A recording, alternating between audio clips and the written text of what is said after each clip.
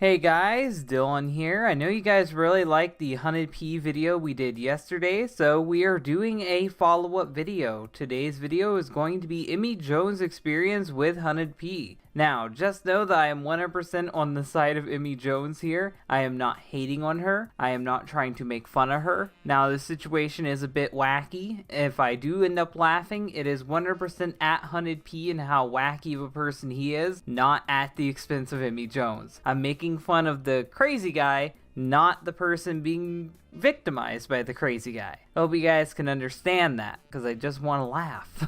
My experience with HP. I've taken weeks to contemplate whether or not I was ready or comfortable speaking out about this. Seeing so many people support this person and back them up for stuff has given me a large amount of anxiety due to my personal experience with him. Even now, I don't want to type this person's full name out of fear of him seeing it, because if he does, I fear it will get worse, which it probably will, but I'm glad you came out and talked about this anyway. I worked with this person back in 2016 on a project. We were really excited to put something out like this. It was very new style for me to try it overall. We were happy with the result of the sound. We had made plans to split the YouTube revenue right down the middle the entire time. The project didn't do as well we were expecting. To this day, it's made $50, which is not usual for projects of this nature. But each time I tried to pay him his half, he tried accusing me of robbing him. Which, if you guys saw my last video on Hunnid, this is not a uncommon thing for him to do. He did this with Sega too. Multiple times, a few months after our project came out,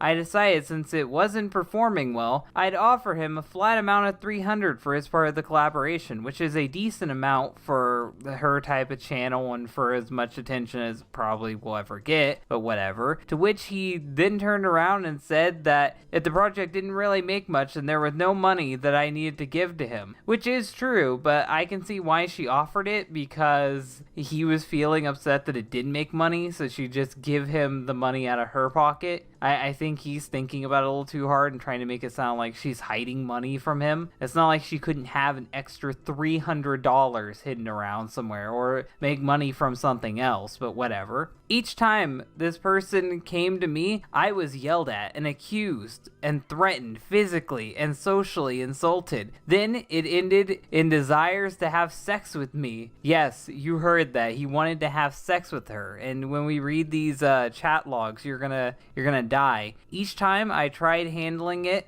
amicably and with patience. Years after this had happened, he tries extorting me for over $1,000, telling me to either pay him $1,000 or take it down. I had to defend the piece as it is not his to own, but a collaborative piece between multiple artists, from me, the instrumentalist, to the person making the art and the person editing the video. Technically though, I think he can demand for it to be taken down. I don't know how a court will see that, but I know that people who did a collaborative piece before have been able to fuck something up like this in the past, so it's not out of the question that someone could do this to you. It was something everyone was proud of, and that I was in no financial condition to pay him $1,000, not to mention it not being in the original agreement. I even tried to offer him $300 again, but after my finances approved, because of the apparent pandemic we are in, on top of this, I demonetized the video so it could no longer make anything else. I was met with insults and threats of harm. Things like knowing people who live near me and insulting me and calling me a shitty singer, a nobody, an opportunist, a bitch, and so much more. And yes, there was more. Also telling me sex was part of the deal and trying to, once again, just after extorting me, talk to me like that. Yes, he is that wacky of a person to try to throw in banging Emmy as part of his agreement.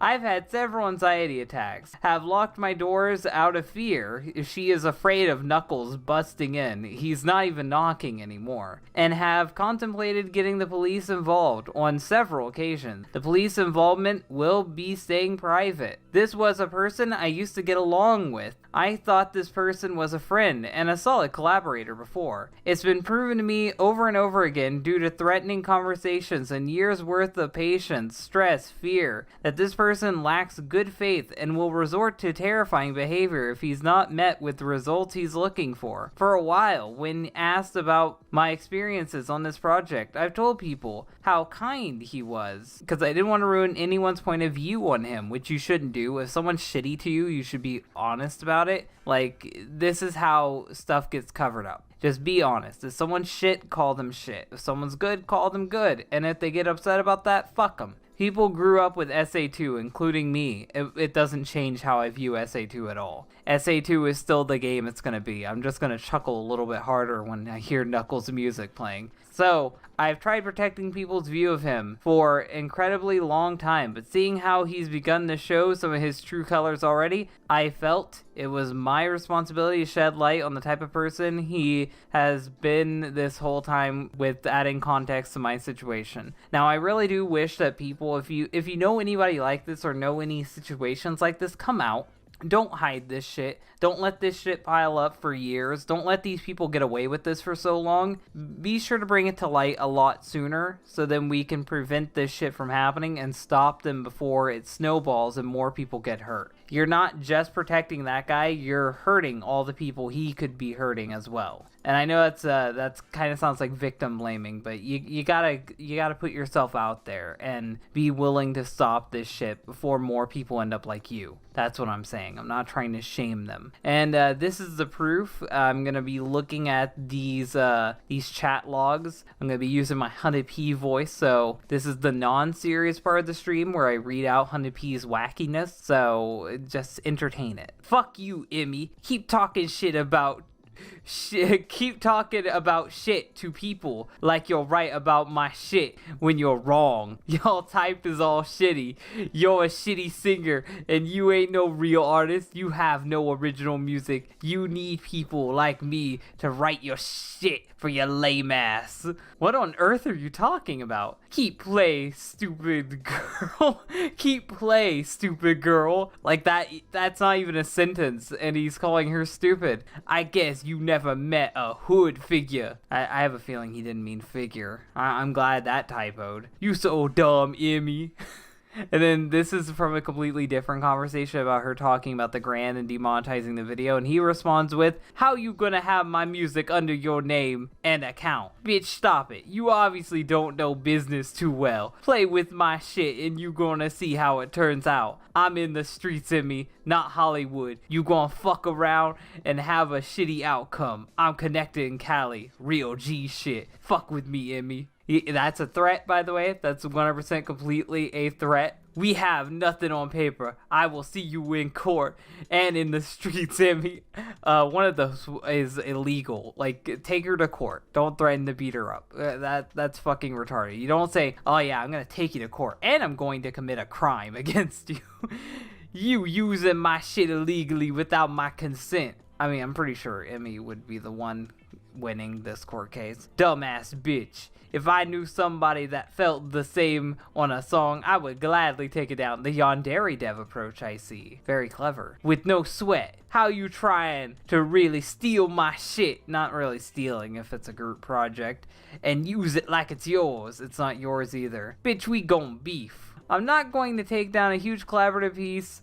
We did not agree on this, and this is not right. I'm sorry, but I don't have 1K. I just don't. So deal with the consequences. You broke as fuck. Huge my ass. If it's huge, pay me my money, bitch. You're pathetic. All your followers and views and you broke. I'm not stupid, Emmy. You're not gonna win this shit. That's a guarantee. Where is the streaming info? I need you to clarify what you mean by streaming information. We should meet, talk face to face. Why is that? So I can get a look in your eyes. Oh, what do you mean? PLK. PLPK. Just gonna have to make you my ... That was part of the deal. Yes, he's saying he's going to make her his. That's what he wants now, apparently. And this comes out of nowhere. It gets repeated again, so I'll just go here. I to ask you for your payment information. You have not only given me any way to actually pay you, but you also said that sex is part of the deal, which I don't think you can deliver that over text message. I don't really think that you are in a spot to say that. I don't know how business works. Oh god, this is some fucking wacky shit. I love when people mess with me. Fuck your $20, stick it up your ass. You need it, Miss Pandemic. That was Immy Jones' whole experience with Hunnid P. Hunnid P worked with Immy on a collaborative project. He felt like he didn't get enough pay, even though it was supposed to be split down the middle, and the video just happened to not make shit, which means that it was a terrible gamble on his end, and he should have just cut his losses and dealt with it. He wanted to fuck her. He won $1,000 and to fuck her. So when he goes around saying that Sega owes him money, he's also saying that a girl owes him money and sex. This is the type of person people are defending, apparently.